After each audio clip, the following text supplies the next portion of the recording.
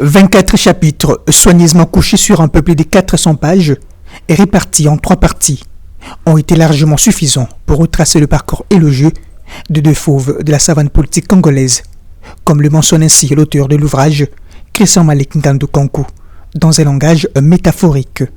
L'antre du pouvoir du père au fils, du sphinx au lynx, c'est ce récit épique qui a réuni le passionné des belles lettres dans ces magnifiques cadres du fleuve Congo Hotel. Plusieurs personnalités politiques étaient présentes pour s'imprégner du contenu de l'œuvre qui résume d'une finesse toute particulière la lutte politique empreinte du binôme État des droits et démocratie, mené par Etienne Tshisekedi, dont son fils Félix-Antoine Tshisekedi, l'actuel président de la République, a hérité.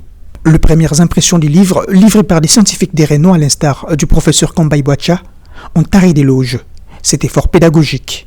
D'entrée de mon narratif, je peigle des mots non habituels dans le langage courant. Avant de porter ses livres sur le fond baptissimo, le ministre du Commerce extérieur, Julien Paluku, a donné sa lecture. Un bouquin d'or qu'il faut lire et relire parce que toutes les critiques que j'ai suivies tout à l'heure sont les résultats de la méconnaissance de l'esprit. Et donc, on connaît le corps du Père et le corps du Fils, mais il nous reste à connaître l'esprit. Et quand vous lisez les livres connaissant l'esprit, vous n'allez plus tomber dans les critiques qu'on a évoquées tout à l'heure. On va faire des choses correctement parce qu'on connaît l'esprit de ces 2 personnages-là. Moi, j'ai eu le temps de les connaître tous 2 et je suis heureux d'être entré dans l'antre du pouvoir.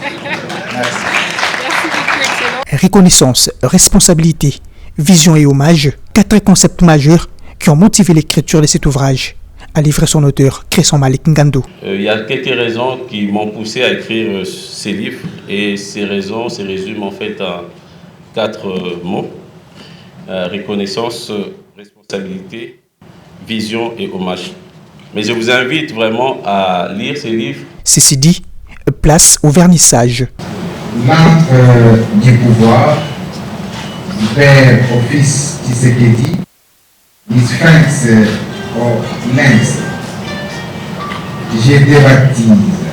Au-delà de peindre une lutte politique engagée de Tshisekedi, cet ouvrage formule moult recommandations, notamment celles qui appellent à la lutte contre la corruption et au détournement des deniers publics.